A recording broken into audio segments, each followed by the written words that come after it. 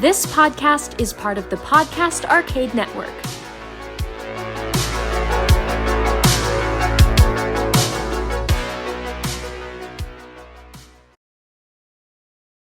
Welcome to episode 34 of Paranormal Dads. I'm your co-host, Eddie.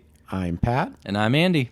Join us as we go in search of the world's monsters, myths, and mysteries right here on Paranormal Dads.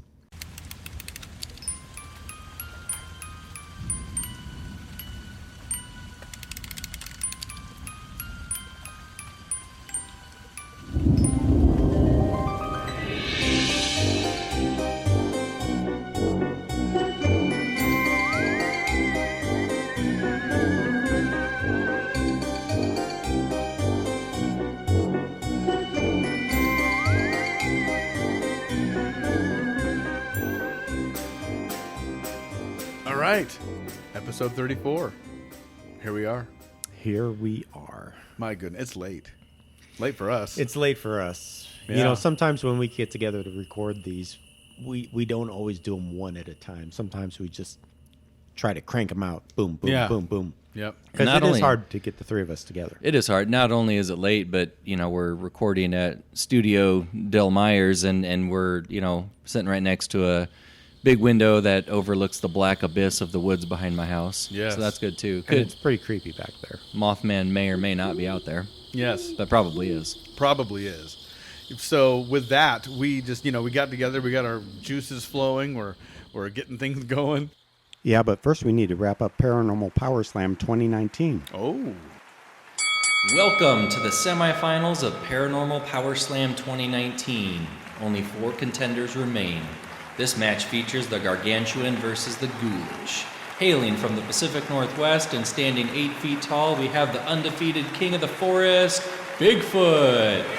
Our other contender can walk through walls and travel between realities. Who would win in a showdown between a ghost and a Sasquatch? All right, ladies and gentlemen. First matchup of the semifinals of this glorious, glorious tournament. Yes. This has been fun. This has been an It has absolute been blast. fun. It's been fun seeing people's interactions. Yeah. And it's just kind of fun to have, take this and kind of run with it and have a good time. We had 4 monsters and cryptids left. The first matchup was Mr. Sasquatch versus a ghost. This was a tight one. Ghost won, but just barely. 53% voted that a ghost would win the fight. 47% said a Sasquatch was stronger. But you just have the ethereal nature. I know. How are you going to hurt a ghost? I know. I really felt like Sasquatch was going to pull this one off, and in my brain it was going to be like, you know what? If Sasquatch does have some like spiritual qualities to him, that's the whole idea. Yeah. That he could at least summon up some ancient magics and be like, ooh, put him into like a tree and then break it down, or send his soul into a rock and then just hurl it into space. Well, some of the Native American lore and legend almost put Sasquatch in the spiritual realms of almost like shapeshifter Right. kind of category. But I thought for sure. I mean, okay, in our title, Paranormal Dads, you think paranormal. The first thing you think of is ghosts. Yep. But on our logo, there's a Bigfoot, for crying out Right, loud. yeah. Right. And we do have a strong Bigfoot following in Yes. our fan base. Yes. No. So I was, kind of looking at this too, like, okay, what are people more interested in, ghosts or Bigfoot? And apparently it's ghosts with our listeners, at Yeah. least the ones that voted. Which should make them excited for our upcoming ghost hunt Yeah. on September 7th. Stay tuned for Yeah. details. Stay tuned for details. But I don't know. I think we had some maybe city slickers voting on this one, because the reality is you can encounter a ghost anywhere. Chances are you're only going to see a Sasquatch in the woods. So Yeah, I think this right. was a very heavy kind of city voters, a lot of Omaha voters as Yeah. opposed to people maybe in rural Missouri. We have a lot of people. Some other big parts. We have some listeners in Florida, Texas. Texas. I'm sure Michigan. Michigan. So some of the more woodsy areas might have voted for Squatch, but this was a close one. The other thing you have to ask yourself: what kind of beef would a ghost ever have with a Sasquatch? And Right. that I can't answer you. Yeah. What possible disagreement could they have come across? I want to see it though. The ghost took his Jack's Link beef jerky. That's what Yeah. it is. That's what it was. The ghost bought some beef jerky, and then the Sasquatch was like, "I'm not having this." Well, somebody had a comment about Bigfoot wearing a proton pack. Yes. And that was pretty funny. I know, and we talked about the original Ghostbusters cartoon and Yeah. how there was a gorilla in there originally. I can just imagine a Sasquatch running around with one of those backpacks on. There you go. Trying not to cross the streams with anybody. Any of our artist friends, please draw us a picture of Bigfoot with a proton pack on his back. Ghostbuster Bigfoot, challenge accepted. Yes. You know, but the thing about ghosts that you hear, and I know that we have camps divided on whether this happens or is physically possible, but with ghosts, you know, some alleged attacks of ghosts scratching people, I don't think that would go over too well with Sasquatch because he's probably an itchy guy to begin with. Yeah, he's helping him out. Yeah, exactly. He's like, oh, get that spot, you know, right over my shoulder blade, you know. That's a good one. Oh, thanks, He's Ghost. got that good layer of fur, too, to protect him. So. Right. That's right. But it also does kind of make you laugh, the thought of, you know, a guy in a Bigfoot suit, you know, kind of like the beef jerky commercials, you know, lunging at a ghost that's not there, tripping over a boulder, kind of, you know, physical comedy, kind of Exactly. makes you think of Chris Farley or something like that. But poor Sasquatch. Ghost possesses his hand and makes him punch himself in the face. Yeah. Oh, well, he did his best. He you know, Ghost moves on. And we move on to the second match of this Final Four. Oh. That's right. I wonder who it is. Two undefeated heavyweights square off in the second semifinal of Paranormal PowerSlam 2019. The recent full moon has the werewolf's confidence sky high. Meanwhile, the Kraken is flexing its tentacles and is ready to rumble. Well, this next matchup, I'm not going to lie, it did not go the way I wanted. I was really hoping that Werewolf would go on. I voted for Werewolf, too. Did you? Yeah. So Werewolf lost this match to Kraken, 41% to 59%. So there we go. I mean, it's a tough one. It is a tough one. You know, the Kraken is like the size of a small island. You know, it's a big creature. The Werewolf's all land-based. Like we said before, he's going to have to go where the Kraken is. And, do that. I have to admit, in my heart and soul, I wanted to vote Werewolf, but I think I ended up voting Kraken just off of sheer reality, because my logic was, what's a werewolf going to do? Jump on tentacle by tentacle? Right. Exactly. Even if the Kraken gives one sweep, one time that werewolf is trying to bite a tentacle, the Kraken's going to win. Well, you think about some of the old movies. There's an Abbott and Costello meet. What is it, Frankenstein or something? The There's a werewolf they meet in them there. all, yeah. And also American Werewolf in London. Both of the people who would transform into the werewolf were always kind of troubled guys. Yes. And they always, you know, they kind of had some personality conflicts, and it's like they didn't really want to be bad. They didn't want to be the werewolf. Exactly. But the moon would come out and they would change. Yep. And so, you know, this is just kind of a basic Joe going up against a Kraken. So it was a confidence issue. Yeah. Because the werewolf got inside of his own head. Yeah, Exactly. And so, you know, what Why are you am I gonna even do? here? I don't deserve to be in the semifinals. I'm not even supposed to be here So today. you have a moment of weakness where you doubt yourself and you lose. That's Life what happens, happens. people. That's what Yeah, happens. that's what happens. If you take on the Kraken, do it with confidence. You got to be confident. when That's you're what we're going learning here. against the Kraken. But yeah, he did go through the first round, the first round of all this pretty powerfully, I think, if I remember right.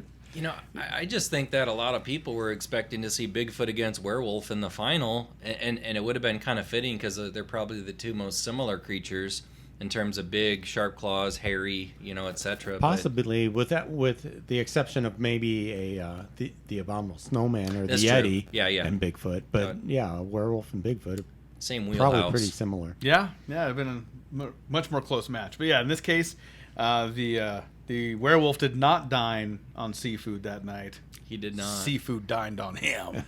But then the other thing you have to factor in, okay, if a werewolf is a cousin of, canines, maybe it wasn't a water-loving breed that this particular werewolf descended from. It wasn't. true. He's not cousin of a lab who would have Right. jumped in the water Yeah. and doggy paddled Yeah. up to the Kraken. No, more of a poodle. Poodle, yeah. It's like, get me out of the bathtub, please. I don't want to even fight this Kraken. Why do I have to fight the Kraken? Yeah, so Kraken does what it's in his name. He Krakened the werewolf right in half. So that sets us up for the final match. Oh boy, Here we It's go. going to be Ghost versus Kraken. Who saw that coming? I did not. Anyway, yep, Ghost versus Kraken. And then there were two. We've arrived at the championship match of Paranormal PowerSlam 2019. There's only one question you need to ask yourself. Who would win in a fight between a ghost and the legendary Kraken? And here we are, the championship of the 2019 Paranormal PowerSlam. Then there were two. Man, it came down to this. Ghost and Kraken. And what we had? Ghost 59%, Kraken 41%. The Ghost win. The Ghost pulled through. Ghost doing what it does, ruining people's lives. Man. Yeah, it's almost fitting in a way. I mean, is. again, you think paranormal, you think of a ghost. Yeah. Ghost took the whole enchilada. But I think it's kind of been the on-running joke all the way through. It has impeccable defense in that it's not there. Yeah. Therefore, you can't physically harm it. What are you going to... Yeah. I guess the only thing you could do is if the Kraken brought in an exorcist and tried to That's get what rid I'm of the saying. ghost in Yeah. that way. Yep. Just brought in some, I want to say time. It's not time. The, Sage. Sage. Jeez. Yeah. Thank you. Parsley Sage sage. the size of a palm to smudge Just that throw whole some area. sage. He's just flapping sage around in his tentacles. I'm thinking Simon and Garfunkel songs. Yes. Parsley, sage, rosemary, and thyme. That's a good But- stuffing recipe. I think the Kraken took the wrong approach because had Yeah. the Kraken filled the sea with holy water, Oh. he might have defeated the ghost. Holy Oh, yeah. water, like That'd you be a said, good waved defense. around some sage. Yeah. Maybe, had a shaman help him out. Yeah, come in and bless the sea before the ghost showed up. Yeah. But no, Ghost wasn't having any of that. So how would the ghost have actually defeated the Kraken? Like, possessed its tentacles, possessed its soul, sent it to the bottom of the deep blue sea. Gave him a headache. A really bad head. He's got kind of a big head. He does doesn't have a big head. That's true. That's true. Scratch him. Just I'm thinking that, he possessed him and just made him not eat. Just made him not eat for the next 6 months. And It then just he slowly just watched starved him. him. Almost like a Komodo dragon who just scratches its victim and follows him around, watching him die. He bites him and then just watches him slowly deteriorate. Just follows him around the whole time. Maybe made him levitate over his seabed. Oh, he dehydrated him. Yeah, served him up at Red Lobster for calamari days. Or maybe a ghost possessed a ghost pirate ship and crashed it into the Kraken. That'd be There you another go, way a to- ghost ship. Yeah, ghost ship. He possessed the helmsman of a ship and impaled it. We're just spitballing now. Yeah. Well, I mean, It's a weird matchup. It's a weird matchup, and it's a cool thing though too. Like you said, it's kind of telling though, because it's kind of in our name. Yeah. And what's more paranormal than a ghost fighting a Kraken? The answer, good sir, is nothing. Oh man. But you know what, guys? We've had fun with this, and now we'll get back to business. We have an entire show still lined up for everybody here. We do indeed. So we're going to move along, say goodbye to the PowerSlam 2019. Oh, what a ball it was. It was fun. So, and we're together, finally getting some stuff laid down, and it feels good. Like you said, life gets busy, but I don't like saying it gets in the way anymore, because life is just life. It just is, But we're making it happen. Burning the midnight oil, as you always say, and We are. we got a good one here. A little bit of Antarctic mysteries, a little bit of ghostly movies, a little bit of this, a little bit of that. It's going to be a good one. I'm looking forward should to be it. fun. I think that puts us up right now with recent sightings, and that would be, I think, you, Andy, right? Yep, I'm up to bat Recent. with this one. Ooh, here we go.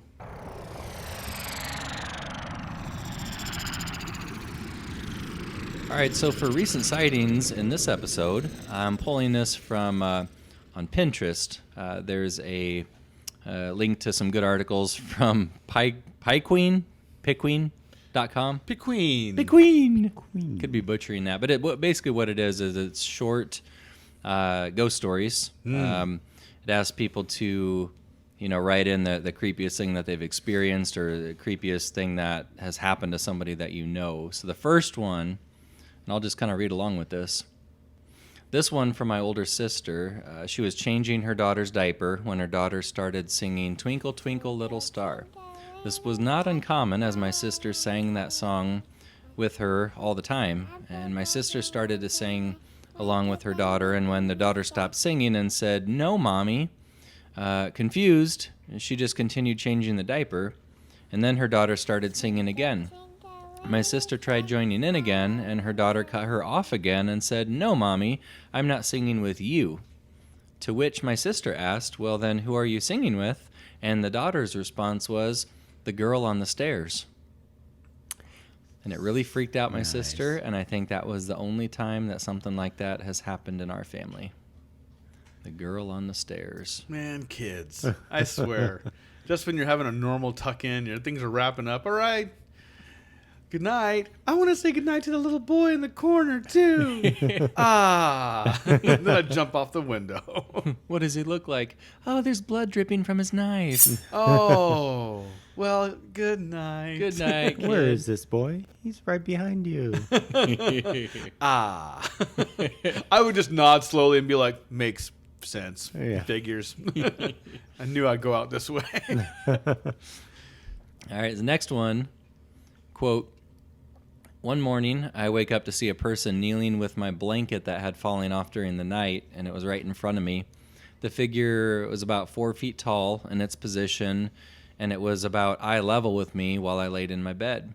I immediately started smiling and laughing, knowing that somebody was pulling a stupid prank on me. My first thought is my boyfriend being funny, so my first reaction was to touch him, so I pressed my middle and index finger into the forehead, pushing him as far back as my arm could reach. His head and body went backwards and came back after a second. I do this again 3 or 4 times before coming out of my tired state and realizing this can't be my boyfriend because he's not living with me. I know that sounds stupid, but he's just always the first thing on my mind in the morning to check for text messages and such. It suddenly hits me that someone's under my blanket, and I quickly start to scramble backwards on my bed, trying desperately to get away from whatever it is that's in front of me. Out of the corner of my eye, I see my older sister headed to her room. Her door is next to mine. Seeing my absolutely terrified face, she called out my name, and I quickly look at her while still trying to get away, only to turn back to a completely flat comforter on the floor. That's insane. heck I just no got fun. goosebumps all over my body, man. Like, what did the Having creature a pillow go? fight with a ghost. Pretty much. Yeah. I So mean, it was under the blanket. It was under the blanket, and so then she looks back and the blanket's flat as if Deflated. this thing just went right back into the floor or something. And she touched it. Yeah, Ooh. 4 times. Ugh. Haha, you're under my blanket. That's the worst, like that in between. See, that at that point, there's no amount of laundry detergent that's going to clean that blanket. You're going to want to burn that in the Yeah. next campfire. Yeah. Oh, I meant to tell you guys something. This kind of ties into this. Do you care if I share? Go ahead. This happened recently, and I've been trying to kind of deal with it. And I think sometimes when you do stuff like this, like what we do, regularly record a show like this, maybe sometimes you kind of like reactivate something. I don't know. So I went to bed. This is maybe about 2 weeks ago, and I told you guys I've been keeping kind of poor sleep habits right now. I got a lot of projects in the hopper, so it's been keeping me kind of busy, and so my sleep's been kind of erratic. So that's I'm going to bed a little bit late. My wife's dead asleep next to me. She's gone. She's asleep by like 7:30. She's in bed by 7:30, and so I lay down, and within being in bed for like 3 minutes, I'm still awake. I'm very conscious. I'm like not wide awake, but I'm not asleep. And then I'm laying flat on my back under the covers, and I feel within, like I said, about 3 minutes of me laying down, my toes getting diddled. Boodly, boodly, boodly, boodly. like little pinky. Thank you for not saying licked. No, I no. don't know what kind of lifestyles ghosts are into. I don't know. No, but like played with. Like this little piggy went to market. Oh, dude, seriously? Yeah. And I was like really put off. And not like afraid, but like almost upset. Like I'm trying to go to sleep. And this is bull. Of course this is happening after I've talked about all this stuff. And so I decided to kind of lay there and to kind of see if it would stop. And eventually I didn't play games like I did when I heard that tapping years ago and right. let it persist for 2 weeks. I just vocally said, just quit it, just stop. I'm done. I want to sleep. And it stopped. So I don't know. And this is where like you try to do that mental kind of like auditing where you're like, when people start to fall asleep and weird things, like you get those like your body jerks and all that, like right. nerve synapses fire. But I swear to goodness, this felt independent, because you can tell, like, if you have a muscle spasm, you can kind of tell that's happening from inside your body. You can feel the muscle spasm. Right. Versus this didn't feel like it was happening inside my body. It felt like there was an outside force playing with your on toes. my digits. And so like, for whatever purpose any of that may or may whatever, I was just like, I was not playing around. I was like, nope, you're done, I'm going to bed, good out. night. And so anyway, just that sounded similar. That's next level, dude. I don't know. Did this wake Shireen up? No, I didn't tell her. She was dead asleep, and I didn't I just Okay. kind of said it audible enough that she sleeps with earplugs, by the way. Shireen does, because apparently I snore. So she Not she's, you, Eddie. She's no, I don't. And, no, to say it's not so Loud enough to wake the dead. I know, right? But So do you sleep with your feet outside the covers anymore? no, I still go under the covers. But yeah, it was an interesting experience, and it happened once, maybe twice total in the past, maybe like year. But when it happened, I was like, this is bull. I'm not playing around. And I just said, I'm Because done. I mean, you got to work the next day. What Oh, are you gonna yeah. do? Call in sick I because you're was- sleep deprived? The boss says, "What happened?" Oh, a ghost was playing with my toes at night. I can't come into work today. Exactly. He probably believed me. But I mean, I literally laid down, and within minutes, and like a couple of minutes, had a feeling of something playing across my toes. So good times. Good times. Welcome to the life of Paranormal Dads, everybody. Exactly.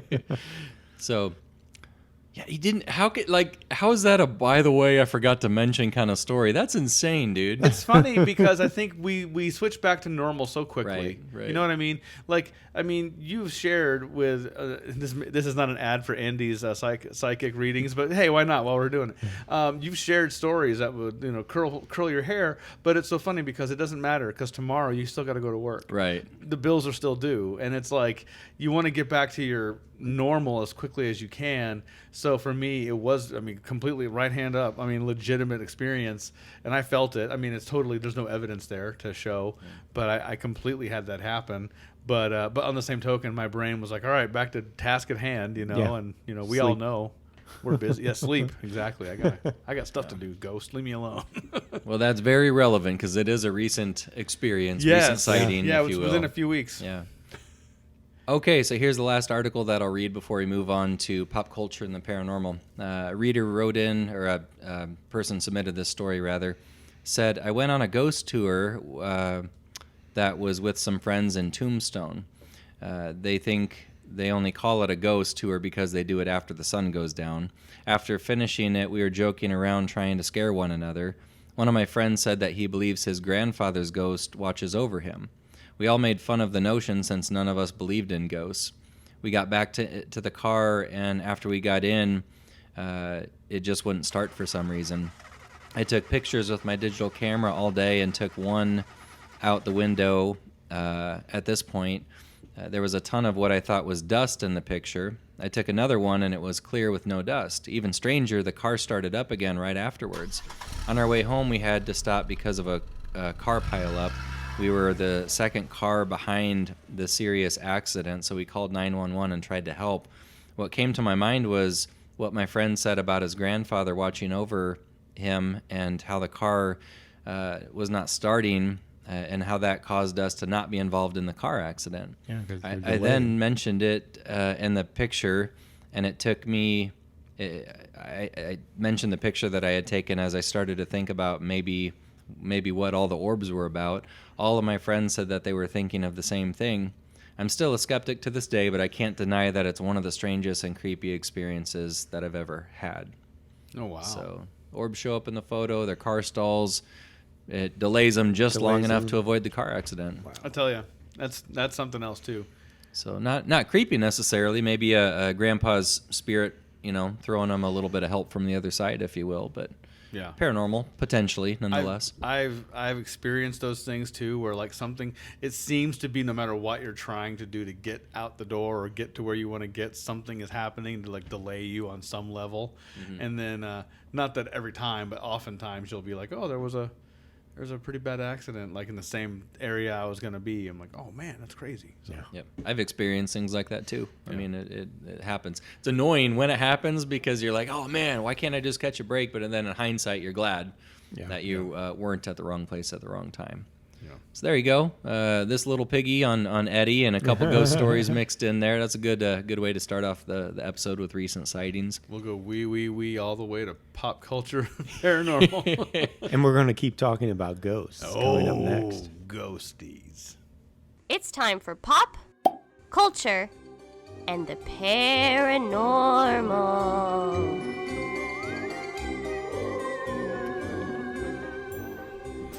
So, I thought for this pop culture and the paranormal, it might be kind of fun. We've talked about a lot of movies, and we've talked about some ghost movies and UFO movies and things. But I thought it might be fun now that we're getting into summertime. A lot of people watch movies out in their backyard, or if they're going to a campground or something, they might screen movies.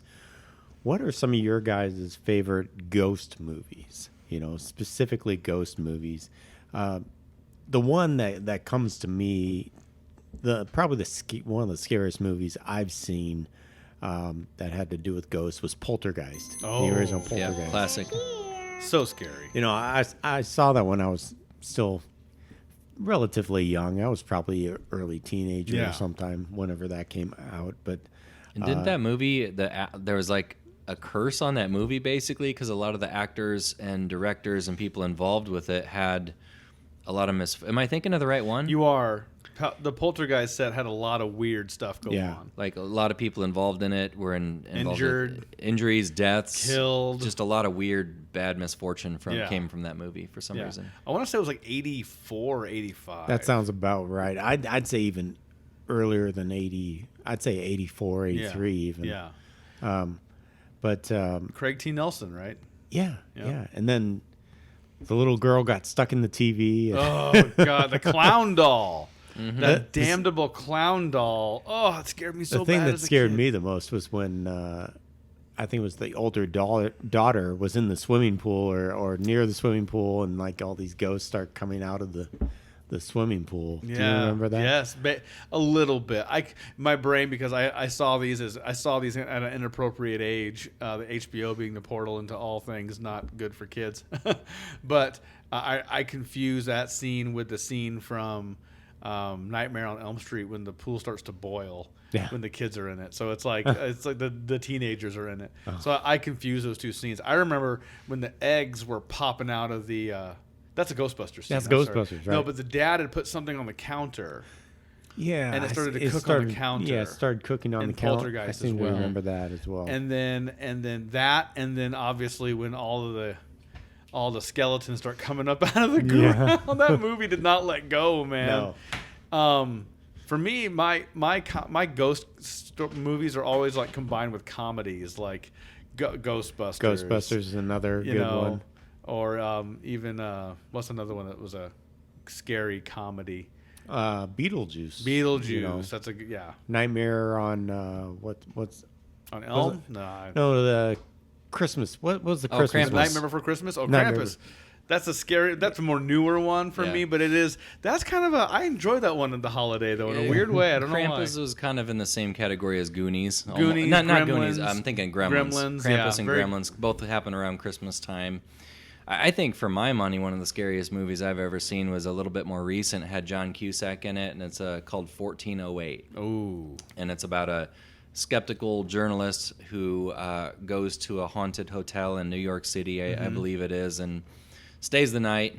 Samuel L. Jackson works there, and he tries to convince him not to do it. And at first, it's harmless things like his radio clock turning on by itself, and then you get taken on this psychological roller coaster and time warps. And just when he thinks he's out of the room, it's in his imagination, and he's back in the room, and it's causing him to almost take his own life. And it is and it has a twist ending as well. Yeah. Where I'll just let you watch it. But for my money, I usually watch that once a year around Halloween, and I'm not that big on scary movies, but it'll push you to your limits. Yeah. And I'm kind of with you too. I don't do a lot of scary movies. Yeah. But you're talking about twists at the end of the movie. Sixth Sense is another one I'm thinking. Man. I think we're beyond the point where it's spoiler alert. We're safe. Oh, yeah. But That was a really good movie. Bruce Willis. What's the Haley Joel Osment. That was a really good flick, though. That was something else. So the whole movie, Bruce Willis is a ghost. Right. Essentially, Doesn't know he's a he ghost. doesn't know a he's ghost. dead. Yeah. But it's one of those where like there's such a twist ending, and at the end when it clicks and you finally realize that, it makes you almost want to go watch the whole movie again. Yeah. Yeah, and Just to see. you see it with a whole new set of eyes. And you're like, yeah, holy smokes, nobody interacts with him except for the child. Right. Because nobody can see him. The kinda deal. kid, the premise is the kid can see dead people, and he's obviously kind of he's severely emotionally traumatized because of it, because these ghosts can't seem to leave him alone. Yeah. Because they know he can see them. And there's this scene. I'll never forget this scene. Was it under the blanket or under the tent? The blanket's a bad one because there's that girl that killed herself. Yeah. But the ghost. But this is the one where he's at the birthday party. In the closet. And they shove him in the closet, crawl and he can space. hear a voice talking Oh, to dude, him. it literally just gave me goosebumps. Remember that? I remember it. And he just loses his mind. Get Yep. me out of this closet. I forget what the voice tells him, but it's like it's just like it's almost inaudible whispering. It's just like, and it's like, oh, this poor kid. And oh man, that movie definitely handled that kind of thing. I mean, that's what kind of made the director M. Night Shyamalan. Was that one of his big? That was his first one, I Was think. it? I mean, he hit it like he kind of peaked. Yeah. Way early. I mean, he did that one, and what was right behind that one? It was Unbreakable. And The Village was also one of the early on ones. So good. Which also has he's known for the twist. He's known for the endings. twists. Right. Yeah. But yeah. Well, you're talking scary movies. You got to mention The Shining too. Oh, see, I still haven't seen that. You know what? I've seen bits and pieces of it, but yeah, it's funny. I haven't seen it all the way through. I've got a buddy of mine that is really into this movie. He's been to the hotel. Yeah. I think it's in Colorado. It's, or it's a someplace. Stanley Hotel. Yep. Yeah. I've been there once, but I haven't. Yeah. I've seen the movie all the way through, but funny thing is I hadn't seen the movie when I was around 16 years old and visited there. And so I didn't know the lore and the legend behind it. I also didn't know that the place was allegedly haunted in real life. I just remember being on vacation with my brother and our aunts, and we went in there for it wasn't even a ghost tour. It was just like a regular afternoon tour of the hotel kind of thing. And I remember it gave me the willies. One of the public bathrooms there just kind of gave me the creeps, and came home, years later, did a little research, found out, oh yeah, it's haunted as all get out. And yeah, it's a pretty decent movie too. Is it in Fort Collins? Isn't that where it's at? Colorado? Oh, I couldn't tell you where. I couldn't tell you where. Yeah. Might be near Estes Park, actually. I think that's where it's at. Okay. Yeah, I'm sorry, I stand So corrected. it's beautiful, but yeah, it's scary. It's scary. The famous scene of the twins on the Right, the bikes in the two little hallway. girls. Yeah. Let's play. Yeah. No. Let's So- play hide and seek. You hide, and I won't seek. What about you guys? Got any others that you can think of? Oh that goodness, I had a weird thing about getting scared on movies that weren't necessarily meant to be scary. Does that make sense? Like it wasn't even designed to be overly scary. Maybe it had there was The Never-Ending Story, and there was that scene. It's creepy in parts, You know for what I'm sure. talking about. Which one? The one where that wolf is staring at him from the dark, Uh-huh. and his eye. You see it now because Yeah. you're just an adult, but as a kid, there's that. His name is Gamok, I Yeah. think, or Gamork, or something like that. And this wolf thing is basically a giant wolf, but it can talk. And just the fact that it can talk, and it's it's working in cahoots with the nothing, and it's staring at him from the dark, and you can only see the eyes and a little bit, and then you see also this mural where him being attacked was prophesized, this was supposed to happen. As a kid, I'm sitting there these themes were way too heavy for me, and I was just it's Andy's face is telling me he knows what I'm talking about. That movie's out on Netflix now. Netflix or Amazon Prime. Yeah, just Never-Ending recently. Story. Never-Ending Story. Worth a watch if you've never seen it, or if you want to go down memory lane. It's a classic. I kind of have this feeling or this intuition that maybe in the coming years they'll do a remake of that. We gotta. But even aside from that scene with the wolf man, there's the giant rock guy who The eats rock rocks. biter? There's the bat guy who hangs upside down. They from all kind of creeped you out, didn't they? And those giant, like 50-foot tall statues that shoot laser beams Yes, out of their eyes. the oracle. The oracles. Yeah. I mean, it was a kids' movie, and it's pretty intense for kids. It is. It's intense. Yeah. Yeah, if you're not ready. There was a scary movie I saw that featured the actor who was in the TV show in the 80s called The Greatest American Hero.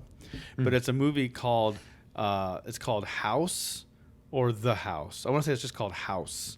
And this guy, the premise is pretty simple. This guy buys a house. It's a deal because it's like a mansion that's like not well kept. So the idea is he's got a fixer-upper on his hands. Go and flip it. And he's gonna, and it is like crushingly haunted. But the point of it is like it's kind of like a scary comedy where like some of the situations he finds himself in. Picture like a Money Pit, but the house is also haunted. On top of it. That was kind of the premise of it. And I remember there was a scene where he gets visited. It almost sounds like this 1408 movie where he gets visited by a guy who he used to know. But the guy's like a army guy, like he's like a zombie looking dude, and he shoves a grenade inside the zombie, blows him to pieces, but his body is still able to talk because it's a ghost. And it's just like the whole movie is bonkers and weird, but as a kid, I just wasn't mentally ready for it. So it was too much for the 80s. The 80s kids had it rough, man.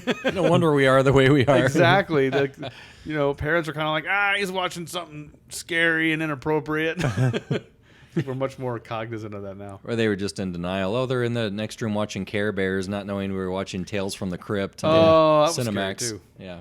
Well, and then you got Ghost too. You got to mention Patrick Swayze. That's a romantic slant on it, and sad. But there were parts of that were really creepy. Oh, when the demons come, the and shadow drag figures him down, would literally drag him through the streets. That was creepy. Yeah, that stayed with me for a while.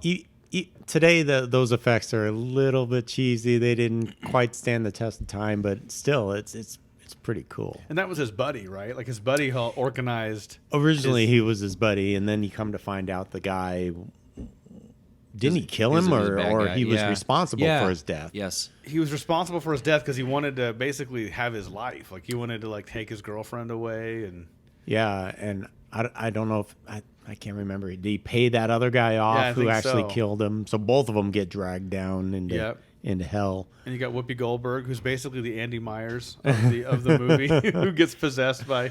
Well, and I've seen it in recent years, I think, and doesn't at the beginning of the movie she seems like a kook, like a scam artist, but then as it goes on, it turns out she actually did have this ability to communicate. Right. But I think it wore her down over time. Yeah, that's kind of what it was. Yeah. Now that we're talking, I remember this. There was a movie called The Frighteners. With Alex P. Keaton, with Michael J. Fox. There you go.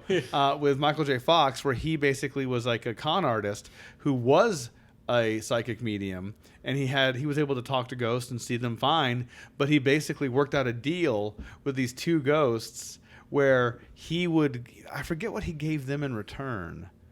He was able to give them something that they wanted, but they had a deal where if he gave them what they wanted, they would basically go and haunt a house, and he would go and cleanse it for a fee. Okay. And so it was like Ghostbusters, but they were working in cahoots. You had a little racket going, huh? Oh, but it turns out there's an actual like demon that's taking over this town, and then he has to come in and help save the day with his two ghost buddies. It's pretty. Peter Jackson directed that. The Lord of the Rings. Yep. If you've not seen The Frighteners, Andy, you should. I might check that out. Add that because it's a fun one. There's so many to choose from. I mean, we're talking a database of hundreds and hundreds of scary movies. Yeah. Maybe we'll have to revisit this actually around Halloween, do a part 2. Oh, sure. Yeah. They're doing a lot of remakes now too. Yeah.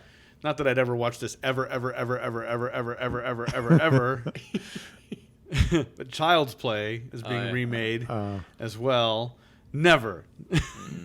And you know it's going to be even scarier than the old ones. You can't get me in the theater. Like I can come up with a million things I'd rather do than there watch has to be something pretty compelling for me to sit down and watch a horror movie alone, especially. Yeah, like I got to be with her. Like if I don't do horror that well. It's not my jam. No, not 100%. I've taken a chance here and there, and for the most part, I've been disappointed. Except for I did see it, and there's a lot going on with that movie. But at the end of the day, I said it was kind of like a slightly more intense Stranger Things, which I know that's what Stranger Things was going for. Right. But I enjoyed it for the most part. That was a good one there for pop culture. Thanks, Pat. All right. And now it's time for the main mystery. All right. We got the recent sightings. We got the pop and paranormal. It's all tucked away. It's in bed, sleeping like we should be right now. You're enjoying this, aren't you, Eddie? I do. You're setting the scene. I got to set the stage. Gather around, kids. Get your hot chocolate, your blankets. Here we go on the main mystery. We're going to need hot chocolate because it's a cold one, right? It's going to be chilly. Talk about your toes getting messed with. They're going to get broken off. It's so cold. We're going to be traveling to the Great White North, even further north, not Alaska. We're going to Antarctica. Take off, eh? Yeah. Get out of here, hoser. Antarctica. So we touched on this briefly with our discussion of the hollow earth theory and getting into all these different caves and caverns and cave systems with this, and then kind of the cherry on top was the story by Admiral Byrd with his experience in Antarctica. But now this drives home that Antarctica in and of itself is a crazy place, and it's a place that we know so little about. Legally, there is no way for us to actually go there. We can't just buy a plane ticket. We can't book a flight and just go to Antarctica. No. There is a UN treaty that you are not allowed to even be there, which is already strange. So if we're Elon Musk, we can't even get in our own private jet and take off down there for the theoretically, weekend. no. I mean, we all know money makes things happen, so who Yeah. knows? But like you couldn't just say we're going to go to the Antarctica because we want to go check it out. Like, you just can't do it. It's against the law. If you're found, you will be instantly arrested. You have to be there on a scientific expedition and you've gone through all the proper protocols to be able to even get there. Now, yeah. What if you just want a snow cone? Yeah. I was here for the snow cones, man. I swear. Exactly. You're just like, you're out for the sickest, purest of snow. Like your grape and your cherry flavorings. I want to see what it tastes like with Arctic snow, Antarctic snow. It's like And- a little snow cone stand down there. Mr. Norwal's there spilling all the juice. I made you a new snow Here's a cone. new snow cone. Hope you like it. I always picture the Snoopy snow cone maker whenever we Oh, talk yeah. about that. That was a great all it toy. was a thing that ground down ice. That's Yep. all it was. As a kid, I wanted one so bad, though. My cousins had one. I never had one. Never? No. Oh, the commercials made it look so cool. Oh, yeah. Then they dumped a colored water on it. You're like, ooh, it tastes so good. Yeah. That'd be the thing. Make a Snoopy snow cone and then eat it in Antarctica. Next level. You unlock the Matrix right there. That's what you have to do. The Matrix unlocks. So Antarctica, already there's a problem. Like, to me, that points out, like, that's weird. Like, there's already hostile areas in the world that's not illegal to go to. Like, we could fly to the Mojave Desert. We could go to, some weird place in the middle of the Rockies and no one would be like, hey, what are you doing? Like, you could. Here you can't, legally speaking. So there's already a blanket of secrecy on this thing. But we're going to dive right into this. Antarctica has had a weird history where even in ancient maps, there are depictions of a continent that is basically Antarctica. This is all pre-Ice Age, where the ocean levels were much higher and Antarctica was less of a thing. But the idea being that at one point in time it was green and inhabitable. So there's ancient maps that depict land masses around this area that have civilizations and all sorts of things. And this is kind of where this story takes off. So before we get into some of the ancient stuff, we'll bring you up to today. Right here, right now, scientists are currently observing, and this is not even a disputed thing, it's a measurable fact, cosmic rays, which we believed to be coming one direction, literally from space into Earth. Earth receives cosmic rays. That's a well-documented fact. We absorb a certain amount of all that cosmic radiation, and most of it gets deflected off from our atmosphere and other types of things, like position of planets. Like, we're protected from gamma rays because of Jupiter, essentially. But some cosmic rays do reach Earth. For some reason that nobody can explain, even to this day, right now, recently, cosmic rays have been observed to be leaving the Earth from Antarctica. Nobody knows why. No explanation. Well, because there's the mothership, 20 Exactly. feet below the Exactly. snow, and it's sending a signal back to Alpha Centauri, saying, hey, here we are. Exactly. Admiral Byrd saw it. Admiral Byrd said it first. So right here, right now, 2019, there's cosmic rays emanating from the continent of Antarctica. And we're getting into some interesting things where there have been military reports, people who used to be involved. So right here, right now, there's a station in Antarctica called McMurdo Station. You guys might have heard of this. It is a science facility, and I put science in air quotes because military presence is basically forbidden. Like, there's no one's allowed to set up a military base. Once again, this whole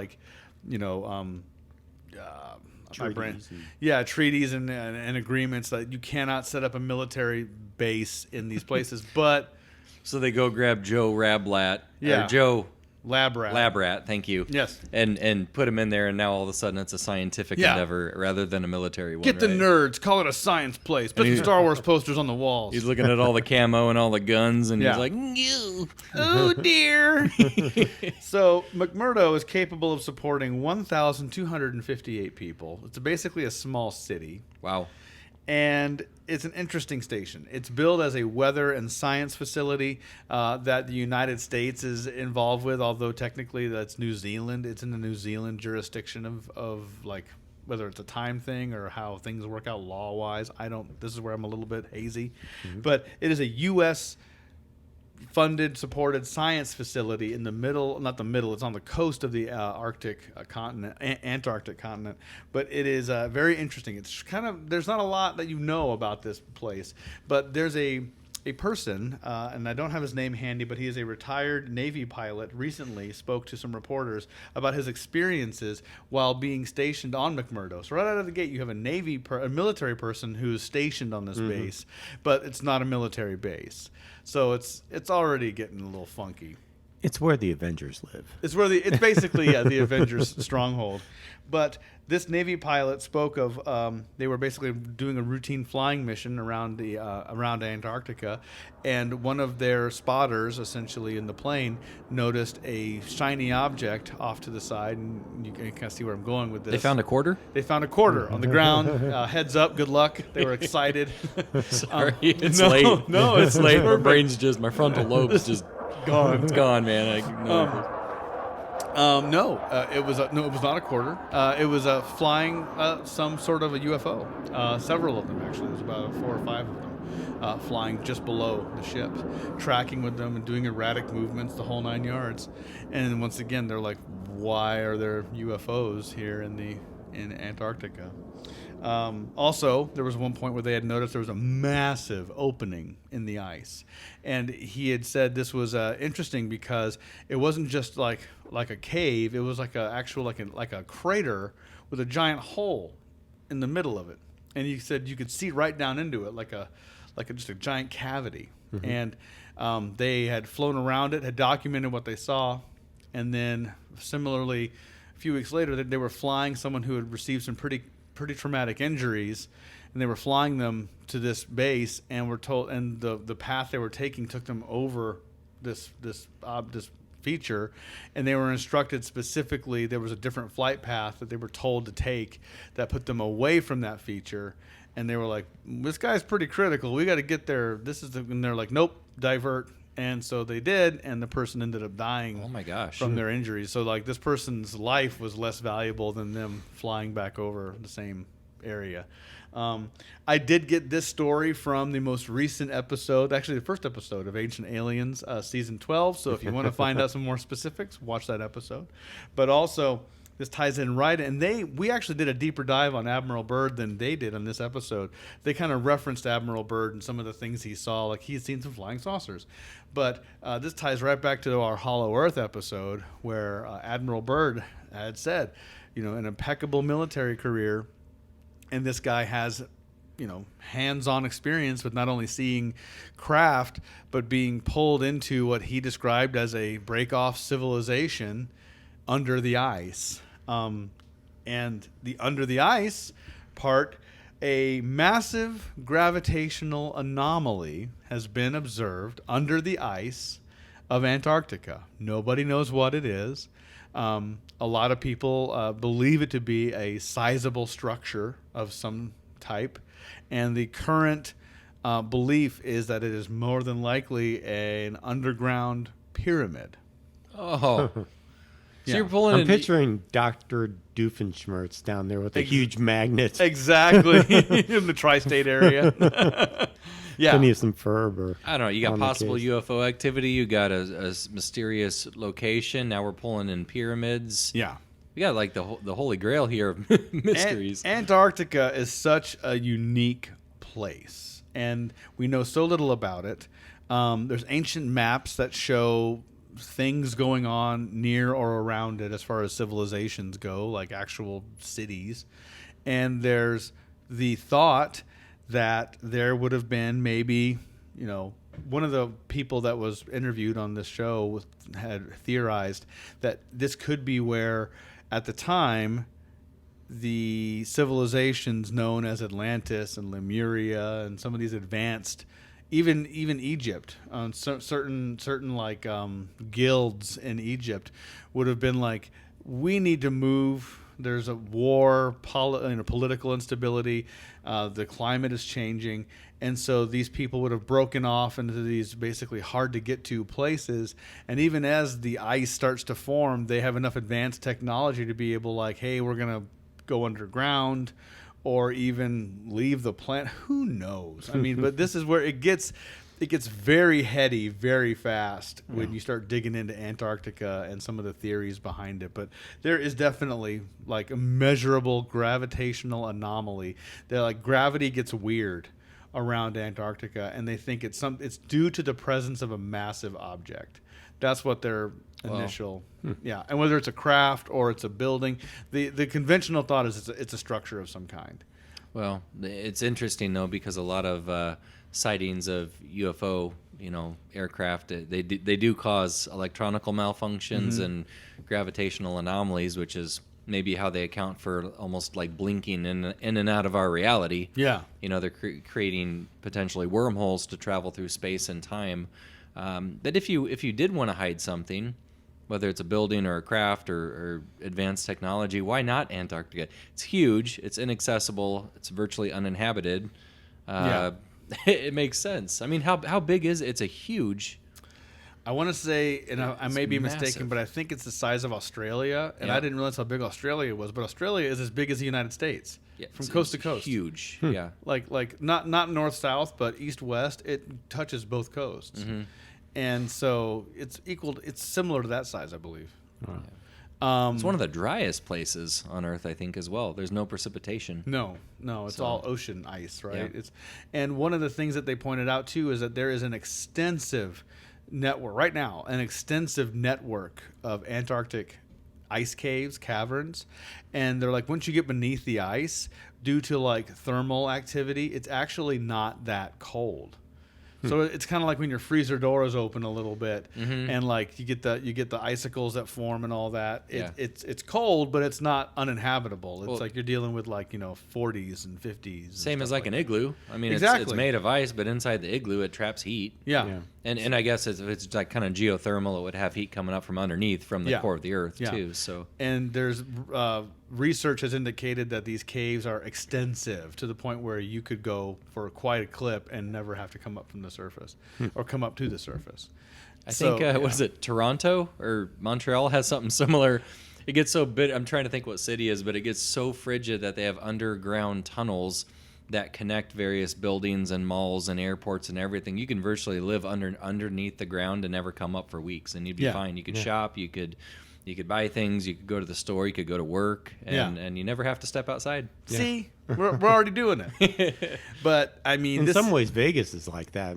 Between the casinos, you can travel from one casino to the other and never have to step out in 114-degree heat. There you go. Yep. basically Antarctica is a giant Las Vegas. What if that gravitational anomaly was a big, like, just a giant casino? Elvis impersonator. Ooh, It's a big roulette wheel spinning around. it's a big roulette wheel. But yeah, it's this is one of those ones that, and I said this about Antarctica and Hollow Earth. It seems to almost kind of pull a lot of these paranormal ideas together. Yeah. It's weird, and I think there's a lot. Once you start digging into Antarctica, there's a lot that kind of starts to show. Yeah, it's like a patchwork quilt of paranormal. I mean, you got multiple genres coming together there. Yeah. And because it's a place that we can't thoroughly explore, like you said, we literally can't go there even if we wanted to. I think it just furthers the mystery because it's not like you can go there and get some answers. Yeah. I just don't know why they would even take it to that level. I mean, you can't go there without getting in trouble.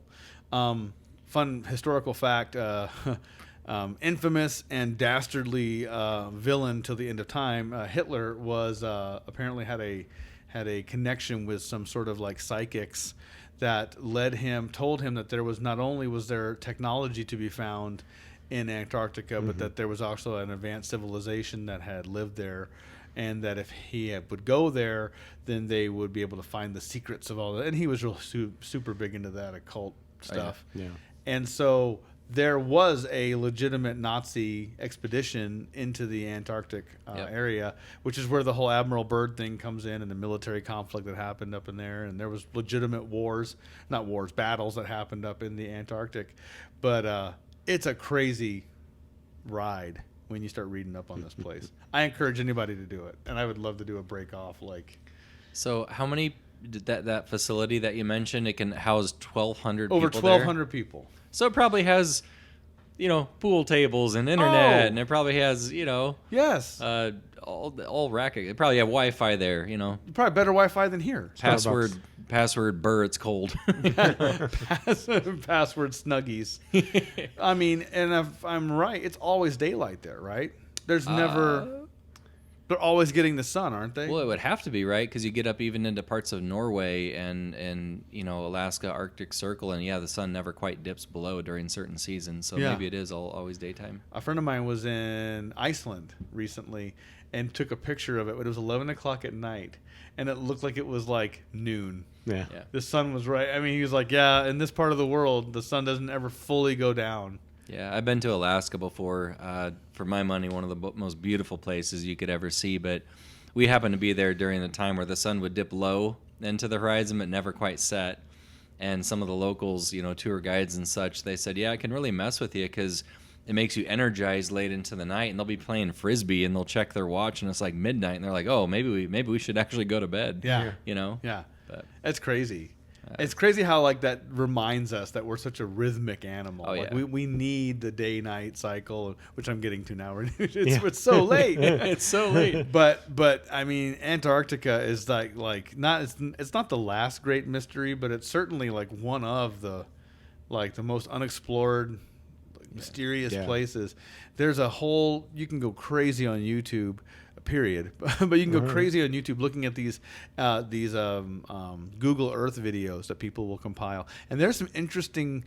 You'd figure they would have done a better job scrubbing these images out, but there are some weird looking structures in Antarctica for a place that's supposed to either not have anything really happening in it other than a one or two. I think in total there's a lot of abandoned bases there, but if you counted them all, I think there's 12 to 15 total abandoned or slightly functional bases per se, but there's no cities and ports and none of that. There's none of that there. So there's definitely some weird structures, so you can kind of go nutty looking on some YouTube videos. And you have to be a little nutty if you're listening to this podcast, so we're sure it's right up your alley. Right? Nutty in a good way. Oh my gosh. I always say normal people are boring though, so right? Don't be boring.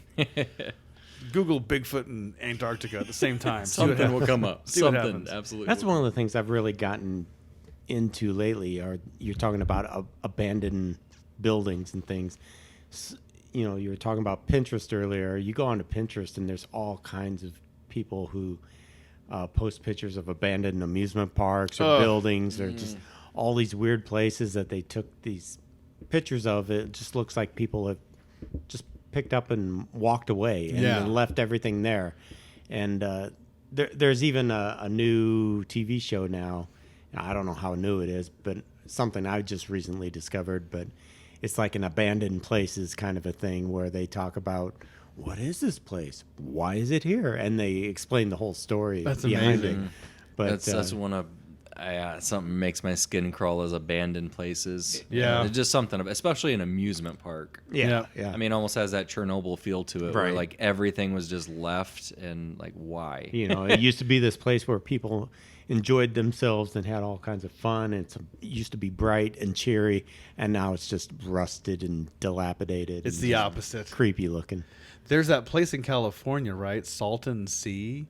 It was supposed to be like this, like community, big, like little small town, like completely. It's And pretty big too. They had cul-de-sacs built, they had all the roads built, and then they just ran out of funds, and it never. they never did anything. And it was a man-made, like not ocean, but a man-made giant lake. They did, and something happened where the water went like bad or something like that, and like poison. Like right now, it's like a acid lake or whatever. It's gone the wrong way.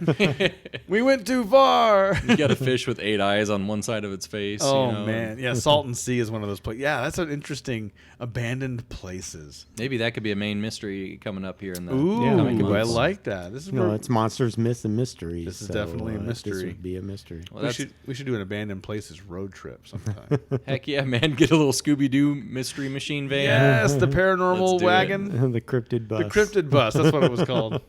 That green, dilapidated, junky thing we found on our Sasquatch Heck yeah, man! expedition. Yeah.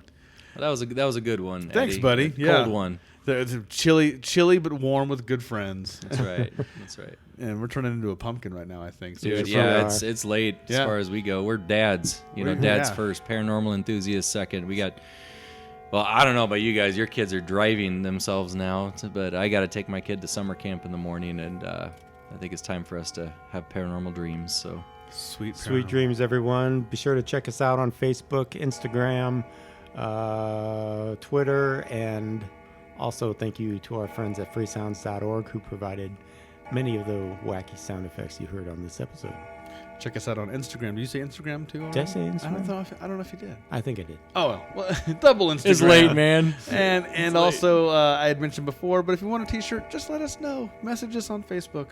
We'll hit you with the price and all that fun stuff. Good night, boys. Good night. Good night, Ned.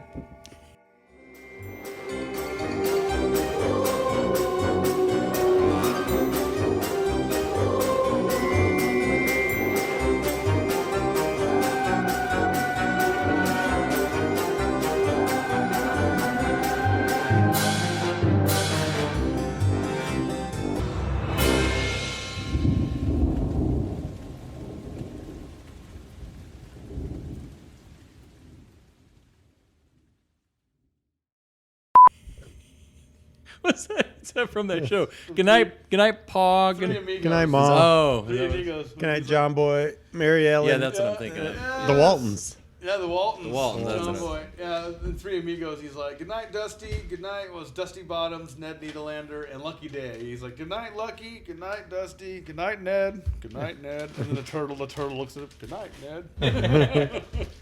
All right. All right. So I kick it off too, Yeah, right? you can kick it off. Pat's gonna chew away from the mic. Chew away. Swallow your Reese's Pieces like it's a Tylenol pill. Like it's medicine. I enjoyed those. I'm not even eating for enjoyment anymore. What's happening? All right, here we go. Swallowing M&M's, Reese's Pieces like pills. Down the hatch. Oh Lord, a lot of outtake there. Okay, BT phone home. Okay. What the heck is going on? He's knocking around those things. Zico the dog is having dinner. He's pushing around a bone, Poor a Zico. rawhide All thing. right, I gotta break and feed my dog. Zico's hungry. Dog food break. He was literally pushing it around, wasn't he? He was like, He "Hey, was. Hey, that's empty. Come on. It's like all this talk of monsters making me hungry. Quit holding out on me here. that's funny." Was there any more passive aggressive move from a dog? just to knock their food bowl around?